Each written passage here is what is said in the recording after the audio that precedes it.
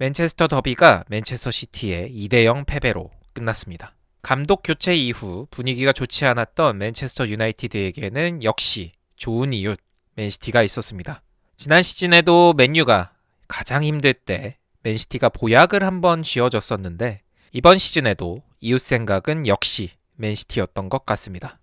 오늘 영상에서는 많은 아쉬움이 남았던 이 맨체스터 더비에서 짚어봐야 할 포인트들을 정리해보려고 합니다. 함께 보시죠.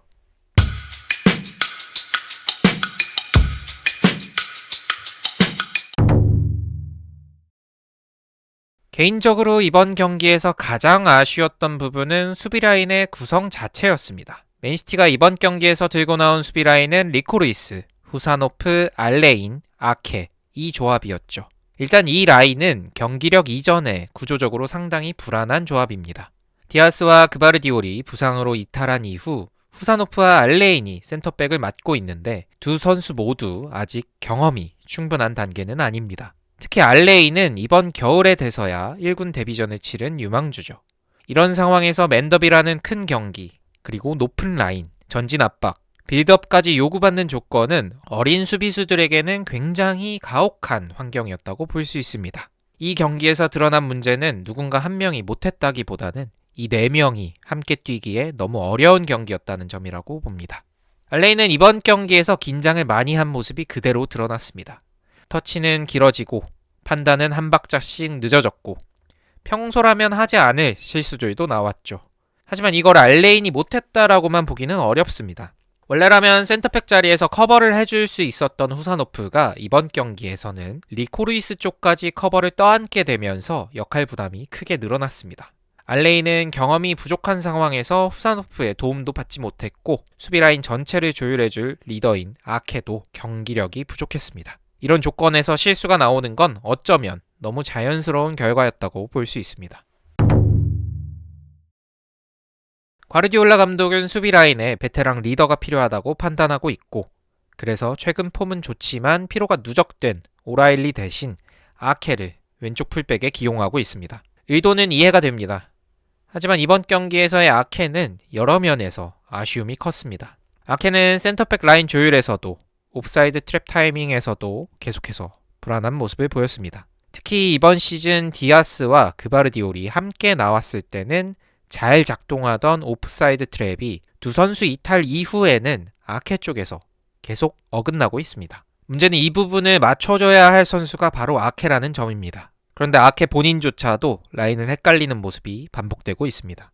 공격 상황에서도 도쿠와의 호흡은 거의 보이지 않았고 빌드업 과정에서도 큰 도움을 주지 못하는 위치에 머물렀습니다. 여기에 느린 주력까지 겹치면서 역습 상황에서는 계속해서 상대 공격수의 타겟이 됐죠. 공수 양면에서 아케의 경기력은 많은 아쉬움을 남겼습니다. 리코 루이스 이야기를 하지 않을 수가 없습니다. 리코는 수비력에서도 아쉬움이 있고 피지컬적으로도 프리미어리그 레벨에서는 분명한 한계가 있는 선수입니다. 그런데 플레이 성향은 상대 박스까지 침투하는 굉장히 공격적인 풀백이죠. 문제는 바로 여기서 나옵니다. 리코가 올라갈수록 후사노프의 커버 범위는 넓어지고 중앙 수비는 비게 됩니다. 이번 경기에서 마테우스 누네스가 독감으로 결장하면서 리코가 나올 수밖에 없는 상황이었지만 그럼에도 불구하고 리코 루이스가 1군에서 주전으로 통할 수 있을지에 대한 의문은 점점 더 커지고 있습니다. 개인적으로는 후사노프를 우풀백으로 돌리고 아케 알레인 센터백 조합, 좌풀백에 오라일리나 아인노리를 쓰는 선택이 더 나았을 수도 있지 않았을까 싶습니다. 최근 맨시티는 한 명의 수비형 미드필더를 두고 그 앞에 두 명의 미드필더가 번갈아서 내려오며 빌드업을 하는 패턴을 자주 사용하고 있습니다. 상대 압박을 끌어낸 뒤 그 공간을 활용해 좌우 측면으로 전개하는 구조죠. 하지만 이번 경기에서는 로드리의 폼이 완전하지 않았고 포든의 경기력도 좋지 않았습니다. 결국 상대를 끌어들이긴 했지만 그 뒤 공간을 전혀 활용하지 못했고 공은 위험지역으로 들어가지 못한 채 겉에서만 맴돌게 되고 있습니다. 그러다 보니 무리한 크로스 그리고 곧바로 이어지는 역습 이 과정에서 수비 부담이 계속해서 쌓이게 됐고 불안한 수비 라인이 그 부담을 고스란히 떠안게 됐습니다.